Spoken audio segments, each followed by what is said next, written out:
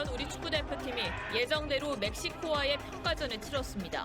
확진 판정을 받은 6명의 선수가 결장한 가운데 2대3 역전패했습니다.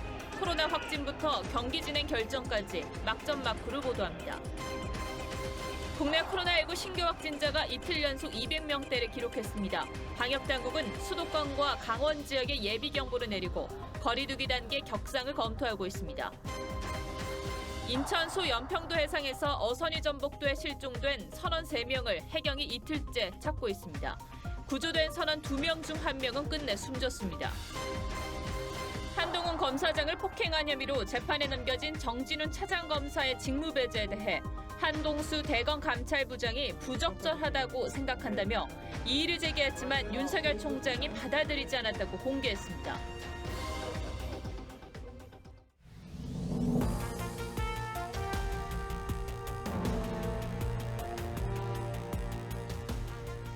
여러분 안녕하십니까? 박정훈입니다. 전 세계적으로 코로나 확산세가 날이 갈수록 더 심각해지고 있습니다. 밤사이 확진자는 60만 명 넘게 늘었는데 연일 최고치를 기록하고 있습니다. 사망자도 하루 사이 7천 명 넘게 발생했습니다. 우리 축구 대표팀이 오늘 새벽 경기를 치른 오스트리아에서도 확진자가 7천 명 넘게 나왔는데 그 불똥은 고스란히 우리 선수들에게 튀었습니다. 해외파 2명을 포함해서 모두 6명이 현지에서 확진 판정을 받았는데 그 바람에 1년 만에 가진 멕시코와의 평가전에서 2대3으로 아쉽게 역전패했습니다. 선수들 성적보다는 선수들 건강이 더 걱정입니다. 그래도 코로나를 이겨내려는 선수들의 투지는 돋보였습니다. 오늘은 조덕현 기자가 먼저 보도하겠습니다. 경기 당일 새벽에 나온 추가 확진자만 2명. 이에 앞서 오스트리아 도착 직후 유로파 권창훈과 주전 골키퍼 조현우 등 4명이 코로나 양성 판정을 받아 모두 6명이 팀에서 이탈했습니다. 경기 취소 위기까지 갔지만 킥오프 4시간 전 19명만으로 경기 속행이 결정됐습니다. 침체된 분위기 속에서도 태극 전사들은 최선을 다했습니다. 전반 21분 손흥민의 크로스가 정확히 황의조의 발 앞에 떨어졌고 선제골로 앞서 나갔습니다. 후반에도 황의조가 골키퍼와의 1대1 기회를 잡았지만 상대 선방에 막히며 골네트를 흔들진 못했습니다. 이후 시작된 멕시코의 거센 반격. 22분 히메네스의 동점골, 2분 뒤 안투냐의 역전골에 곧 이은 살세도의 쐐기골까지 4분 동안 3골을 내주고 맙니다. 수비에서 잇따라 패스가 끊기며 상대의 강한 압박을 풀지 못한 탓입니다. 후반 42분 이강인의 코너킥을 권경원이 만회골로 연결했지만 승부를 뒤집지 못했습니다. 코로나 양성 판정을 받은 선수들은 오스트리아 현지에서 열흘 동안 격리됩니다. 대표팀은 모레인 17일 카타르와 2번째 평가전을 가집니다. TV조선 조덕현입니다. 이 코로나로 어수선한 분위기였지만 손흥민의 경기력은 남달랐습니다. 1년 만에 대표팀 주장 완장을 찾는데 황의조와의 콤비도 잘 맞았고 감각적인 침투 패스도 돋보였습니다. 이어서 이태형 기자입니다. 1년 만에 대표팀 유니폼을 입고 주장 완장을 찬 손흥민. 왜 세계 정상급 선수인지를 입증했습니다. 전반 21분 왼쪽 측면을 돌파한 손흥민. 수비수와 골키퍼 사이를 가르는 완벽한 크로스로 황의조의 발끝에 정확하게 볼을 배달합니다. 동갑내기 절친의 완벽한 합작품이었습니다. 쉴 새 없이 좌우 돌파로 공격 기회를 만들던 손흥민은 전반 36분 상대 수비수 2명을 흔들어 놓고 반대쪽으로 크로스를 날렸지만 아쉽게도 골로 연결되진 않았습니다. 손흥민의 진가는 후반에 더욱 빛을 발휘했습니다. 후반 13분 상대 패스를 차단하자마자 반박자 빠른 패스로 완벽한 득점 기회를 연출했지만 심판의 어이없는 옵사이드 판정에 가로막혔습니다. 하지만 1분 뒤 심판의 오심을 실력으로 입증하듯 정교한 패스를 선보입니다. 프리미어리그 득점 공동선두를 달리고 있는 손흥민은 대표팀에서는 특급 도우미를 자청하며 공격에 활기를 불어넣었습니다. 여기에 수비에도 적극 가담하는 등 팀 승리를 위해 몸을 아끼지 않았습니다. 멕시코 언론도 왜 그가 프리미어리그 최고의 선수 중 한 명인지를 알 수 있었다며 호평했습니다. 손흥민의 이번 멕시코전은 진정한 월드클래스로 인정받는 무대였습니다. TV조선 이태웅입니다. 오늘은 대표팀 완전체가 모이는 경기여서 관심이 컸었는데 코로나 집단 감염으로 제 실력을 발휘할 수가 없었습니다. 스포츠부 박상준 기자에게 뒷이야기를 좀 들어보겠습니다. 자, 어서 오십시오. 네, 안녕하십니까. 예, 코로나 확진자가 이제 6명이나 나오면서 이 당일 막판에야 경기가 결정이 됐죠? 네, 우리 시간으로 오늘 새벽 1시였습니다. 예. 그러니까 경기 시작 4시간 전에서야 이제 경기 개최가 최종적으로 결정이 됐고요. 그 상황이 굉장히 급박하게 돌아갔습니다. 먼저 자정쯤에서 대한축구협회와 멕시코 축구협회 그리고 오스트리아 축구협회가 마주 앉아 정상 진행하기로 뜻을 모았습니다. 예.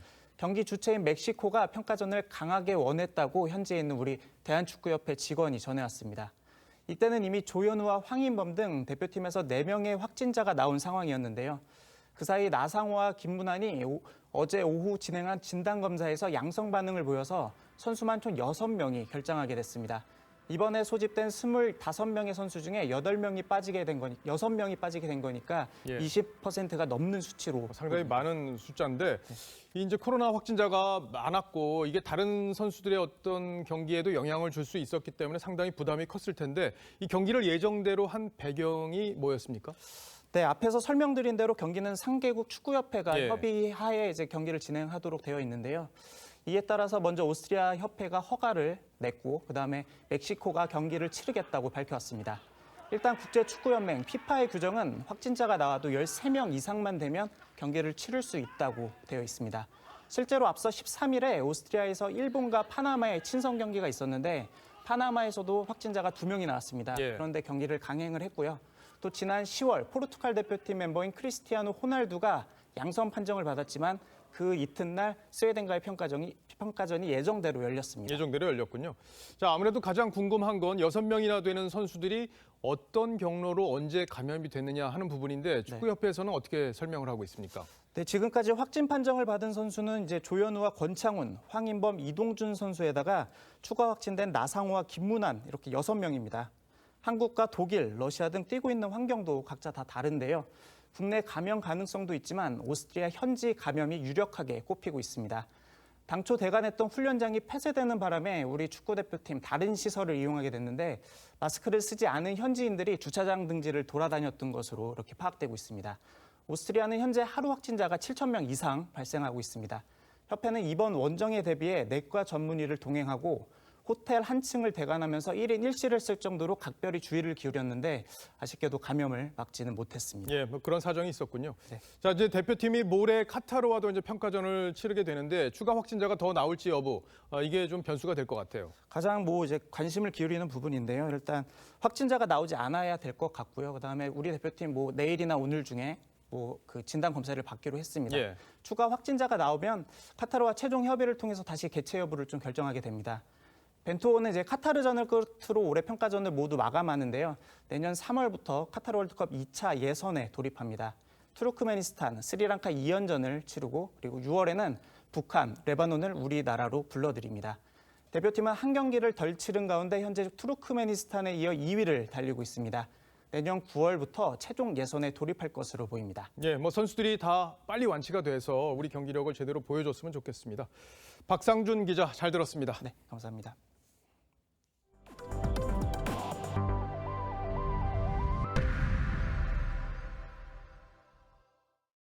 국내 코로나19 상황도 좋지가 않습니다. 하루 사이 208명이 감염됐습니다. 이틀 연속 200명대입니다. 수도권과 강원에서 감염이 잇따랐는데 방역당국은 이 지역들에 예비경보를 내리고 거리두기 단계를 올릴 준비를 하고 있습니다. 황병준 기자입니다. 경기 고양시의 한 백화점.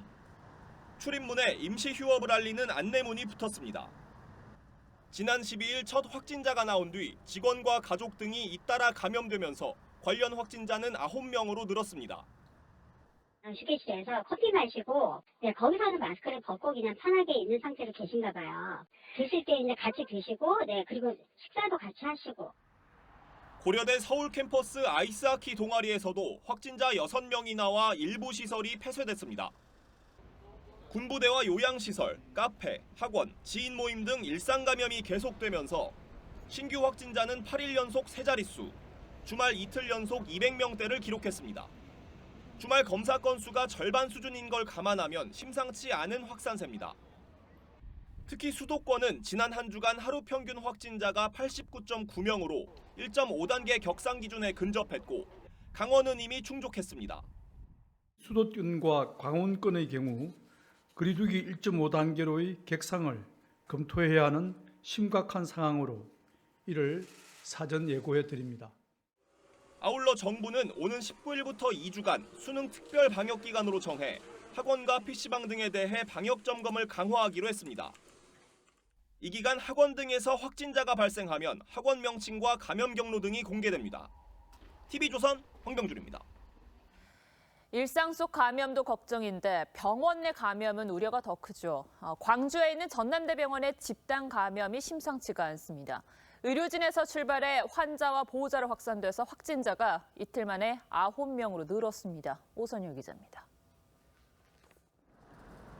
전남대병원 앞 선별진료소입니다. 의사와 간호사까지 검체 검사를 받기 위해 길게 줄을 섰습니다. 대형 병원에서 집단 감염이 발생하자 주민들은 걱정에 앞섭니다. 의사가 걸렸다고 해서 환자한테 걸렸을 거 아니에요. 그러니까 내 생각에는 2단계로 나눠야 돼. 그래가 분명히 표지표에 돼 있어. 이 병원에선 지난 13일 전공의 A씨가 처음 확진된 뒤 오늘까지 관련 확진자가 9명으로 늘었습니다. 의료진이 6명, 환자 2명과 보호자까지 감염됐습니다. 병원 관련 검사 대상 5천여 명 가운데 1,000여 명이 아직 검사도 받지 못했습니다. 광주시는 전남대병원을 코호트 격리 조치할지를 검토하고 있습니다. 진행 중인 역학조사 결과와 감염 위험도 평가 결과에 따라 코호트 격리 범위와 향후 대응 방안이 결정됩니다.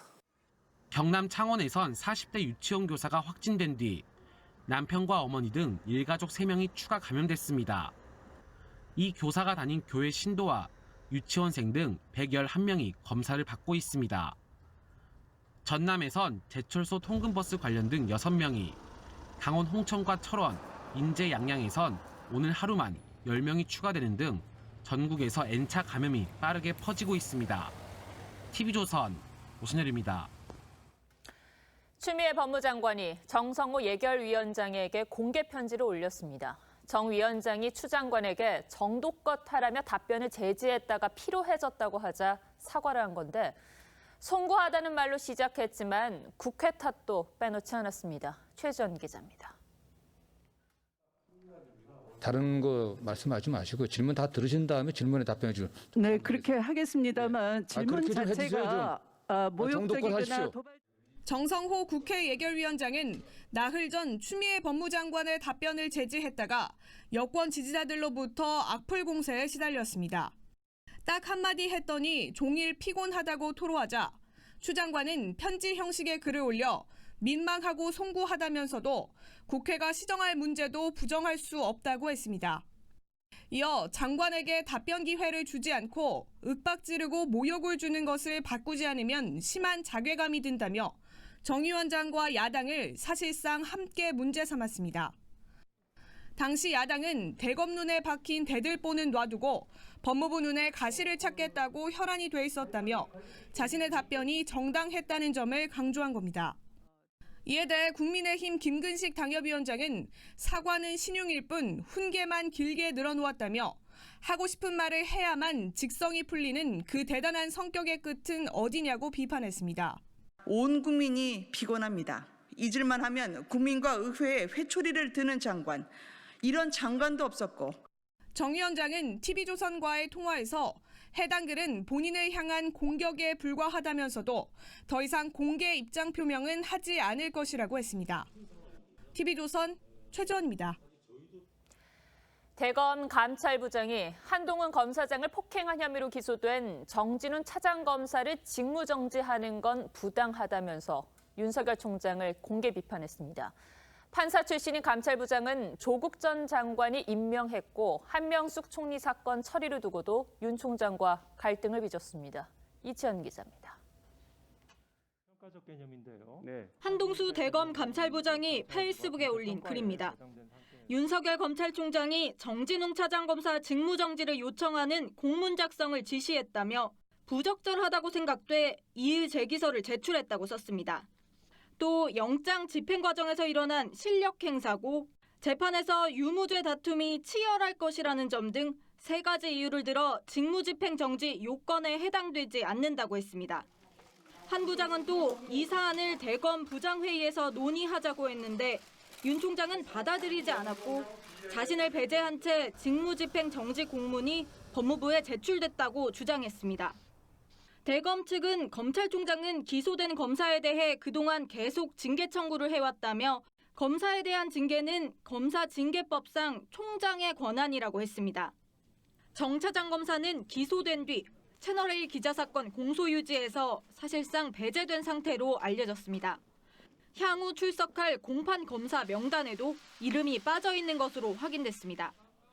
독직 폭행 혐의로 기소된 정진웅 차장검사의 첫 재판도 이번 주에 시작됩니다. TV조선 이채연입니다. 검찰이 추미애 장관 아들의 휴가 미복귀 의혹 사건을 다시 들여다보기 시작했습니다. 서울고검은 동부지검의 무혐의 처분에 문제가 있는지를 검토에 들어갔고 중앙지검은 추 장관 아들 지원 장교가 동부지검장을 고발한 사건을 맡았습니다. 주원진 기자입니다. 서울고검이 추미애 장관 아들 휴가 미복귀 의혹 사건 재검토에 들어갔습니다. 지난달 27일 국민의힘이 추 장관 아들 사건을 동부지검이 무혐의 처분을 내린 것은 잘못됐다며 항고장을 제출한 데 따른 겁니다. 법조계에서는 조상철 서울고검장이 원칙주의자인 만큼 재기 수사를 결정할 가능성도 있다고 보고 있습니다. 서울고검은 지난달 27일 추 장관 의도와 달리 정진웅 차장검사를 한동훈 검사장에 대한 독직 폭행 혐의로 재판에 넘기기도 했습니다. 또 지난달 22일 국정감사에서 대검 차장검사가 추 장관 아들 사건 보완 수사를 지시했다고 진술한 만큼 서울고검이 동부지검 무혐의 처분을 뒤집을 가능성도 열려 있습니다. 핵심 참고인의 진술이 좀 번복됩니다. 그 부분을 좀 소명할 필요가 있다 해서 보완 수사 지시를 내렸고. 서울중앙지검도 추 장관 아들 군복무 당시 지원장교 김모대의 측이 동부지검장을 명예훼손으로 고발한 사건을 형사부에 배당하고 수사에 돌입했습니다. 김대희 측은 동부지검장이 애초부터 사건을 무혐의로 결론짓고 국정감사에서 허위사실을 말했다고 주장 중입니다. 동부지검 관계자는 국회의원의 질의에 공개된 수사 결과 내용을 답한 것이라며 김대희 관련 사안은 군 검찰에서도 조사가 될 것으로 안다고 말했습니다. TV조선 주원진입니다. 네, 지난주엔 하늘을 나는 드론 택시의 시험 비행이 화제였습니다. 정부 계획대로 드론 택시가 도입되면 수도권의 교통 체증을 더는 데도 큰 힘이 될 텐데 그 성공 가능성을 제가 현장에서 직접 취재했습니다. 영화 제5원소에선 하늘을 마음대로 날아다니는 비행 택시가 나옵니다. 상상 속의 나르는 택시가 현실에 등장했습니다. 서울 여의도 하늘을 7분간 날았는데 실제 비행에선 사람 대신 80kg 무게의 쌀 포대가 태워졌고 첫 시험 비행의 주인공도 국산이 아닌 중국산 드론이었습니다. 이게 중국산 드론 택시죠? 예, 중국의 이항사라는 회사의 이항 216이라는 기체입니다. 한 명만 탈 수 있는 택시인가요? 2명이 탈 수 있고요. 조종관이 위에 있지 않고 네. 파일럿이 지상에서 조종하는 방식이기 때문에 승객이 2명 탈 수 있는 개념입니다. 잠깐 타서 좀 설명을 해주실 네. 수 있을까요? 예. 이게 상당히 좁은 편이네요. 예, 넓진 않죠. 아직 이게 비행체다 보니까 예. 뜨는 힘이 많이 필요해서 220kg까지 나를 수 있거든요. 예. 그러니까 너무 무거운 사람 사실 타기 어렵죠. 국민들 입장에선 이런 부분이 궁금할 것 같아요. 과연 이 드론을 타고 안전하게 날아갈 수 있을까 하는. 직접 사람이 타는 거니까 남편부터 태워보고 괜찮으면 뭐 저도 걱정되죠. 절대. 이 비행체가 사실 또 도심 하늘에서 날아야 되기 때문에 안전하지 않으면 이 기체를 여기 안에 들일 수가 없습니다. 예. 드론 택시의 비용은 얼마나 될까? 그 여의도에서 인천공항까지 가는 게 한 40km 정도 됩니다. 네네. 이렇게 갔을 때 아마도 한 11만 원, 12만 원. 철도의 경우 4,000원 전후, 공항버스를 이용하면 최대 12,000원이 드는데 드론 택시는 10배가 넘는 금액인 겁니다. 대중교통의 핵심은 접근성, 그러니까 언제 어디서든 쉽게 이용할 수 있어야 하지만 드론 택시는 승강장 문제에 더해 비행 금지 구역도 많아 대중교통 수단으로 자리 잡기엔 한계가 있다는 지적도 있습니다. 2007년 도입됐다가 사라진 한강 수상 택시처럼 되지 않기 위해 정부는 2035년까지 단계적으로 드론 택시 운영을 확대 시행할 예정입니다. 공항 셔틀 개념으로 많이 이제 처음으로 도입될 가능성이 크다 보고요. 택시라고 진짜 부를 정도의 원활하게 이제 활용할 수 있는 거는 한 35년 이후 그렇게 단계적으로 좀 확대가 될 것 같다. 우리나라는 사실 드론 택시 개발이 조금 상대적으로 늦은 거 아니에요? 드론 택시라는 게 사실 드론이라기보다 항공기에 가깝습니다. 근데 항공 같은 경우는 사실 우리나라가 제작 경험이 사실 별로 없잖아요. 그러니까 현대자동차라든지 하나시스템즈라든지 작은 중소기업들도 드론 택시 모델을 만들고 있어서 굉장히 고무적이라고 생각하고요. 드론 선진국인 미국에선 이미 일정 조건만 충족하면 승인 없이도 비행이 가능합니다. That conforms to the ultralight rules. Anyone can fly it, even without a pilot's license. No license. For real, no license. In the United States and a few other countries, we have special ultralight rules. 미국과 중국에선 드론을 운송 수단으로 활용하는 기업들이 늘고 있지만 후발주자인 우리나라에서 대중교통으로 자리 잡기 위해선 정부의 체계적인 지원과 관련 산업 육성이 필요해 보입니다. 박정훈의 앵커 리포트였습니다. 네, 장애인 전용 주차구역을 침범하는 얌체 주차가 한 해 60만 건에 이른다고 합니다. 정작 이 자리가 필요한 장애인들이 이용 못할 수 있다 보니 이제는 무인 단속기까지 달아서 감시하기도 하는데요. 첨단 기술도 좋지만 각자의 배려가 비용 들이지 않는 가장 좋은 단속이 아닐까 싶습니다. 권영석 기자가 실태를 취재했습니다. 장애인 전용 주차구역을 차지한 비장애인 운전자가 단속 공무원과 실랑이를 벌입니다. 잠깐만 뭐 응급 상황이다 그런 경우를 제외하고는 개인 사정으로 주정차하시는 거는 과태료 단속 대상이세요. 과태료를 놓고 옥신각신하는 사이 또 다른 비장애인 차량이 들어섭니다. 네, 애가 화장실 급하다 그래가지고 지금 살 시간이 없어가지고 갔는데. 장애인 전용 주차구역 위반으로 적발된 얌체 운전 건수는 지난해에만 60만 건, 4년 전에 비해 4배나 늘었습니다. 하지만 위반 건수 증가세에 비해 단속 인원은 태부적입니다. 본인은 잠깐 된 건데 그 왜 주차 단속을 하느냐. 지금 근데 장애인 주차구역은요 잠깐 돼도 위반하시는 거라서 저희는 단속할 수밖에 없는데. 급기야 장애인 주차 공간을 24시간 감시하는 무인 단속기까지 등장했습니다. 주차 표지를 발급받지 않은 차량이 전용 주차구역에 들어오면 이처럼 경고음이 울리고 즉시 이동하지 않으면 과태료도 부과됩니다. 번호판을 인식하는 스마트 카메라에 처리 프로그램까지 자리 하나당 기기값만 270만 원이 듭니다. 하지만 기기 설치 후 얌체 주차 시도가 크게 줄었습니다. 스마트 단속 시스템을 도입하면서 실질적으로 그 단속 건수가 90% 이상 줄었습니다. 무엇보다 또 행정 비용이 굉장히 감소돼서 단속 장비의 첨단화보다 장애인을 먼저 배려하는 사회적 분위기를 만들어가는 것이 우선돼야 한다는 지적도 나옵니다. TV조선 권영석입니다. 어제 저녁 인천 앞바다에서 발생한 어선 전복 사고로 어민 3명이 이틀째 실종 상태입니다. 해경은 범위를 넓혀서 야간 수색을 하고 있습니다. 배상윤 기자입니다. 조명탄이 밤바다를 밝히고 해경 구조대가 뒤집힌 어선을 수색합니다. 인천 소연평도 앞바다에서 35명이 탄 어선이 뒤집힌 건 어제 저녁 6시쯤. 구조된 2명 가운데 1명은 숨졌고 3명은 실종됐습니다. 해경이 밤샘 수색을 했지만 성과가 없었습니다. 해경은 함정 18척과 항공기 9대를 투입해 수색 범위를 확대하고 있습니다. 지금 현재 유속이 빠르다 보니까 많이 좀 흘러갔을 수도 있다라는 가정에 덮친 겁니다. 바닷물이 차오른 갯바 위에 남성들이 위태롭게 서 있습니다. 오늘 아침 9시 35분쯤 제주 연대포구 앞바다에서 갯바의 낚시객 3명이 밀물에 고립됐습니다. 어젯밤 10시쯤에는 충남 보령 앞바다 무인도에서도 조개를 잡던 60대와 30대 부자가 밀물에 갇혔다 구조됐습니다. 모인 건데 그쪽이 이제 일대에서 이제 조개를 채취를 한 거예요. 물이 빠지면은 그쪽에 이제 드러나거든요. 오늘 아침 8시 52분쯤 남해고속도로 경남 창원 구간에서 육중 추돌 사고가 나 5명이 다쳤습니다. 경찰은 정체 구간을 미처 발견하지 못해 연쇄 사고가 난 것으로 보고 정확한 사고 경위를 조사하고 있습니다. TV조선 배상윤입니다. 베스트셀러 작가로 유명한 혜민 스님이 최근 한 방송에서 일상을 공개한 뒤 구설에 올랐습니다. 무소유를 외쳤는데 실상은 좋은 집에서 사는 데다 건물주 의혹까지 불거진 건데요.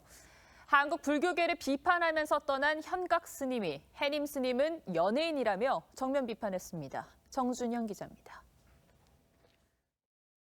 하버드 출신의 푸른 눈의 수행자 현각 스님의 SNS입니다. 현각 스님은 혜민 스님 사진과 함께 속지마 연예인일 뿐 석가모니의 가르침을 전혀 모른다고 썼습니다. 또 다른 글에선 서울 도심의 주택에서 명상하는 혜민 스님의 방송 장면을 공유하며 그는 단지 사업자, 배우일 뿐이라고 썼습니다. 혜민 스님은 이 주택을 2015년 8월 8억 원에 구입해 2018년 3월 자신이 대표로 있는 조계종 고담선원에 9억 원에 팔았습니다. 이에 혜민 스님이 사실상 실소유주 아니냐는 이른바 건물주 의혹과 함께 사업가라는 비난까지 제기됐습니다. 혜민 스님은 현각 스님의 비판엔 아직 별다른 입장을 내놓지 않았습니다. 다만 건물주 논란과 관련해선 처음 의혹이 제기된 지난 3월 자신의 SNS에 어디서 잘못된 소문을 들으신 것 같다.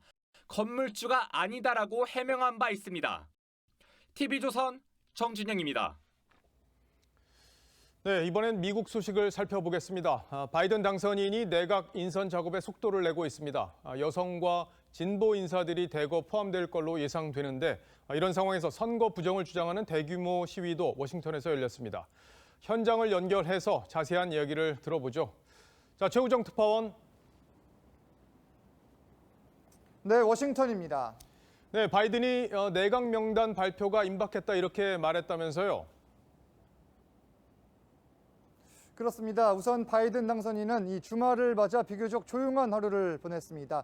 이 공식 행사는 없었고 아내 질 바이든과 함께 자전거를 탔습니다.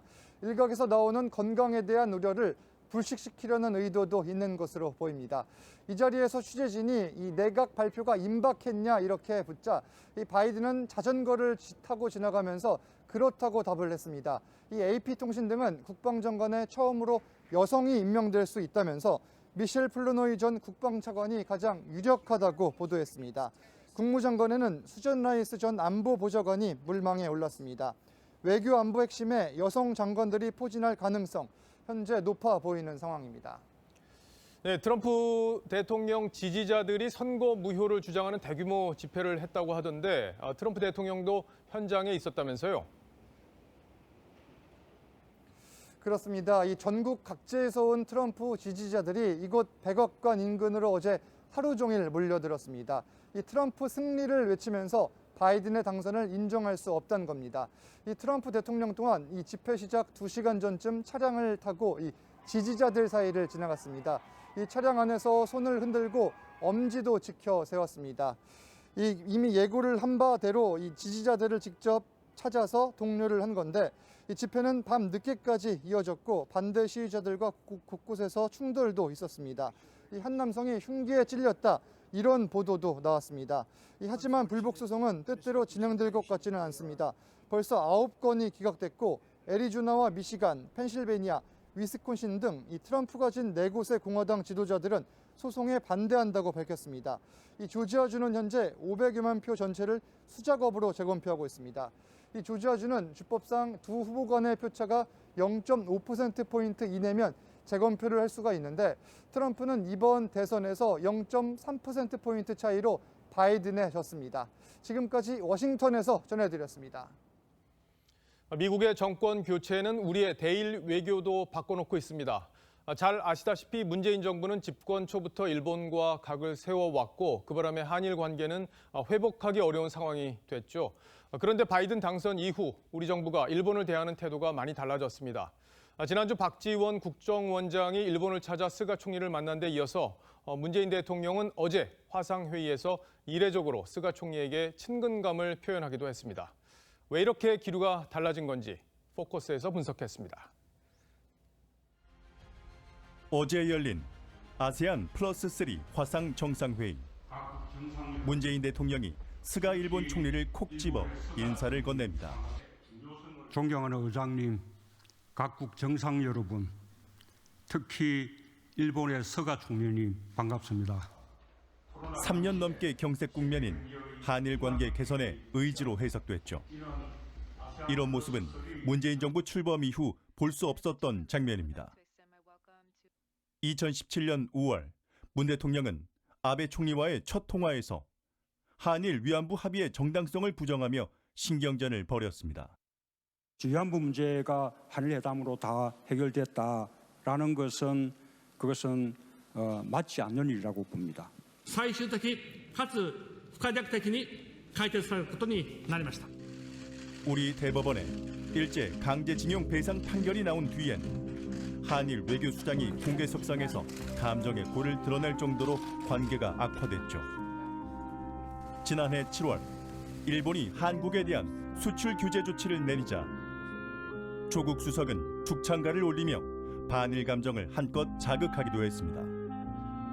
그랬던 여권 인사들이 최근 잇따라 일본을 찾아 러브콜을 보냈습니다. 한일 양 정상이 해결해야 된다는 그 필요성에 공감하고 있고.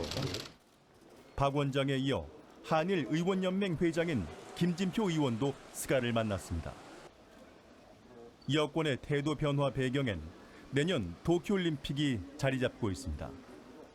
동경올림픽을 계기로 한국과 일본의 사회 각계각층이 교류 협력을 더 활발히 해서 문 대통령은 재작년 평창 동계올림픽을 남북관계 개선의 지렛대로 활용했습니다.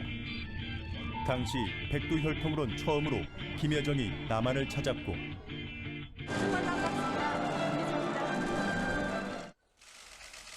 세 차례 남북 정상회담도 열렸습니다. 하지만 바이든 당선인이 대북 강경 노선을 예고한 상황에선 남북관계 개선 방안이 마땅치 않을 수밖에 없습니다.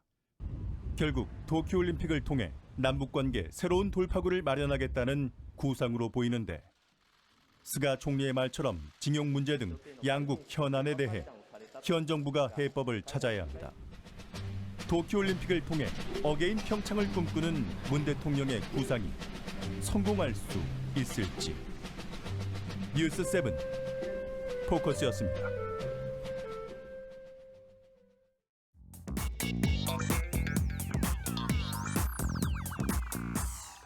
뉴스야 시작합니다. 정치부 서주민 기자 나와 있습니다. 첫 번째 물음표부터 보죠. 네, 첫 번째 물음표는 추윤 갈등 왜 지켜만 보나로 하겠습니다. 예, 추미애 장관과 윤석열 검찰총장의 갈등이 지금 계속 이어지고 있는데 문재인 대통령이 왜 나서지 않느냐 이런 얘기들이 지금 많이 나오고 있어요. 예, 그 임명권자인 대통령이 어떤 식으로든 이 갈등을 매듭지어야 한다는 말들이 일반 국민 사이에서나 또 정치권에서나 적지 않은 게 사실입니다.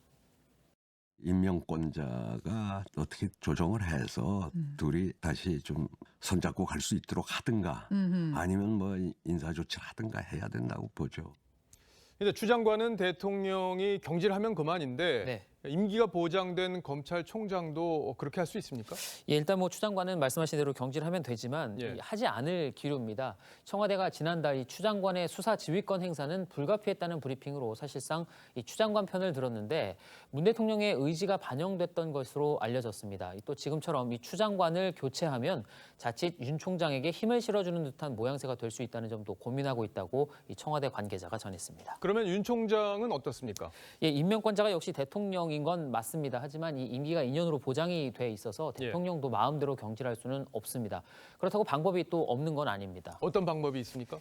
네, 검사는 이 탄핵이나 금고 이상의 형을 선고받는 경우를 제외하고는 파면되지 않고 또 징계 처분이나 적격 심사에 하지 않고는 해임이나 면직, 또 퇴직 처분 등을 받지 않는데 이를 거꾸로 얘기하면 탄핵에 의한 파면, 또 중대 잘못으로 징계 처분을 받으면 해임할 수 있다는 얘기가 됩니다.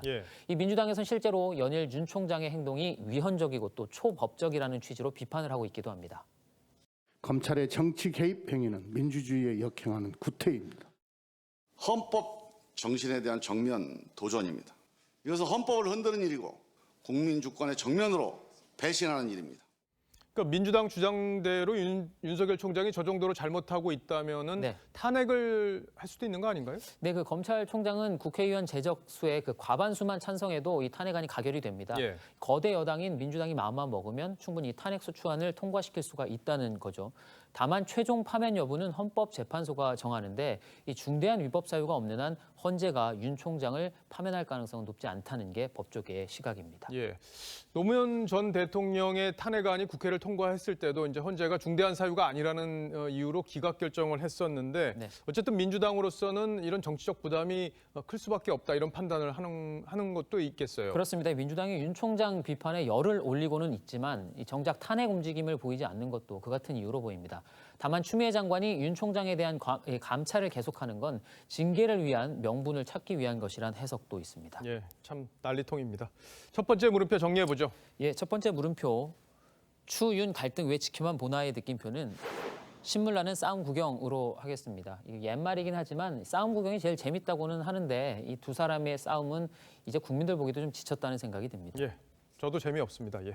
자, 두 번째 물음표로 가보죠. 네, 두 번째 물음표는 전태일 공방에 묻힌 52시간제로 하겠습니다. 국민의힘 윤희숙 의원 그리고 진중권 전 교수 그렇게 보이는데 삿갓을 쓴 분은 누구인가요?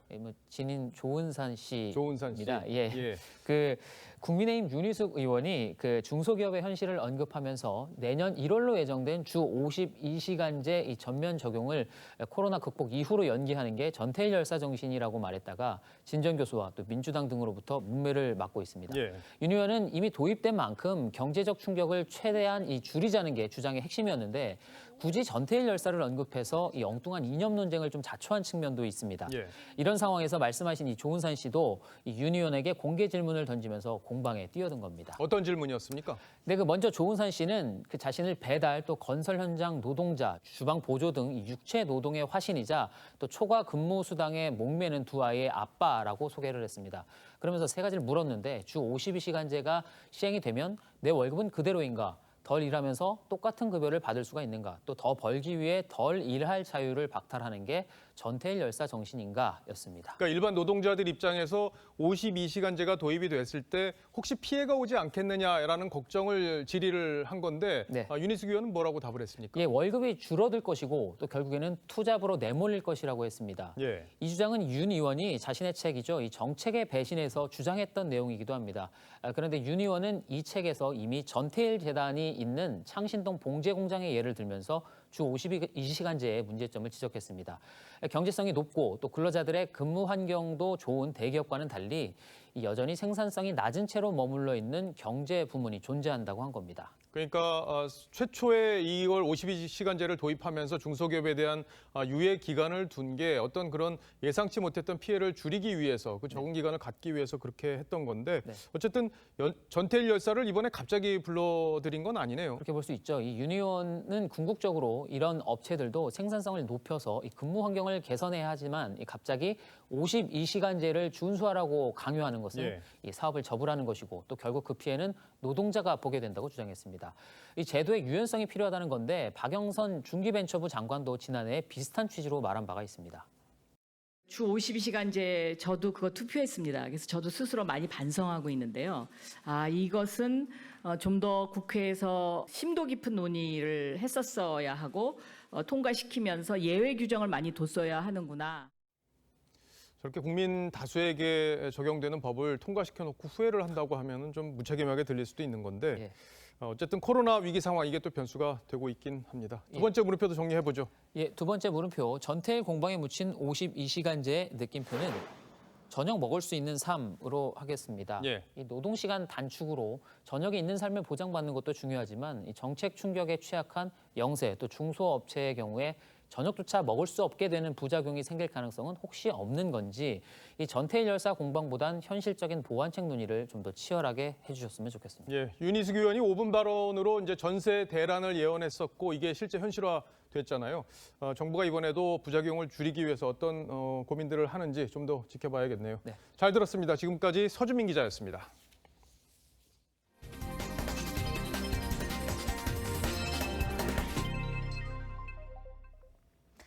네, 아직 코로나 바이러스와 싸우고 있지만 각 분야에서는 코로나 사태 이후, 그러니까 포스트 코로나 시대는 어떤 모습일까, 또 어떻게 대비해야 할까 고민이 깊은데요. 내일 개막하는 TV조선 글로벌 리더스 포럼에서 석학들이 모여 그 해답을 제시합니다. 구민성 기자입니다. 코로나19의 대유행으로 교육 양극화는 심화됐다는 평가가 나옵니다.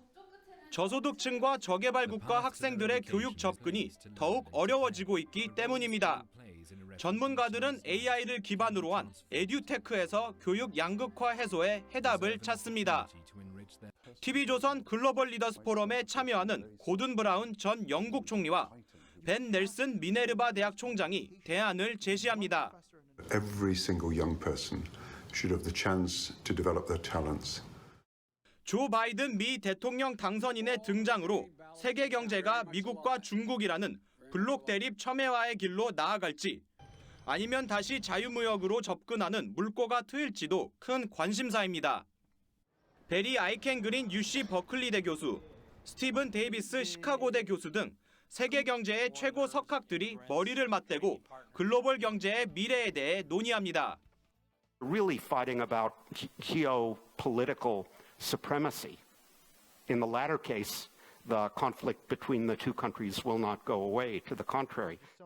유전의학의 최고 전문가 매튜 메이어슨 하버드 의대 교수는 김종일 서울대 유전체 연구소장과 함께 정밀 맞춤 의료의 미래상을 제시합니다. 또 로보틱스계의 노벨상, 엥겔버거상 수상자인 헨리 크리스텐스는 포스트 코로나 시대 로봇의 일상화에 대해 열띤 토론을 주도할 예정입니다. TV조선 구민성입니다.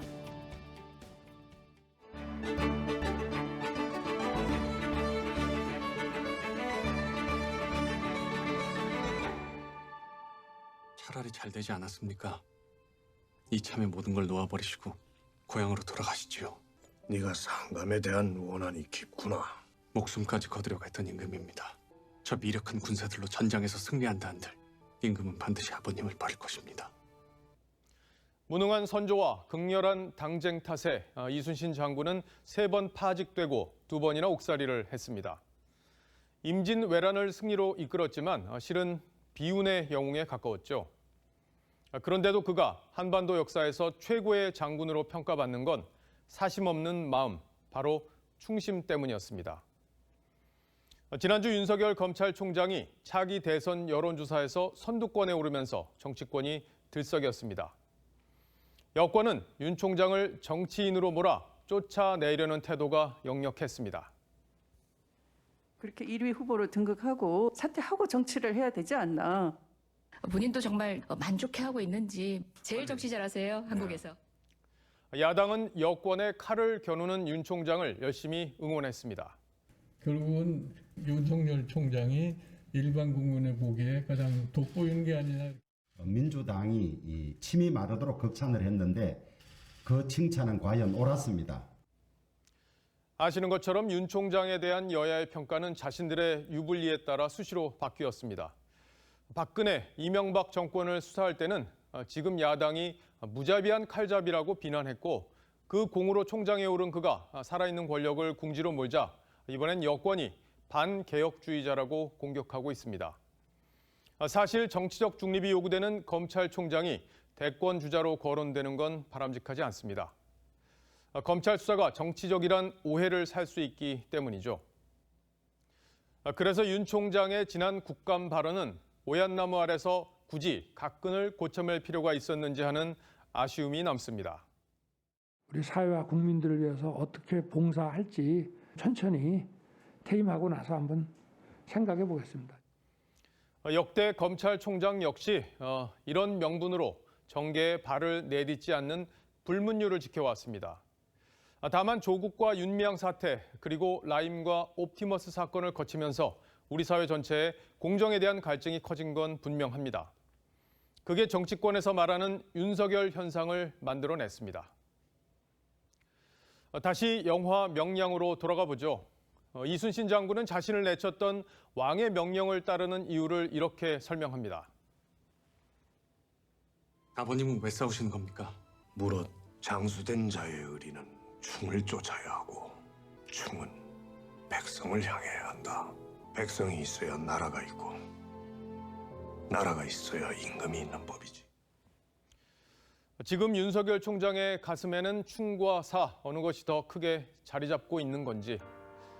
오늘 앵커하고는 한마디는 장수는 충을 쫓아야 하고 충은 백성을 향해야 한다 였습니다.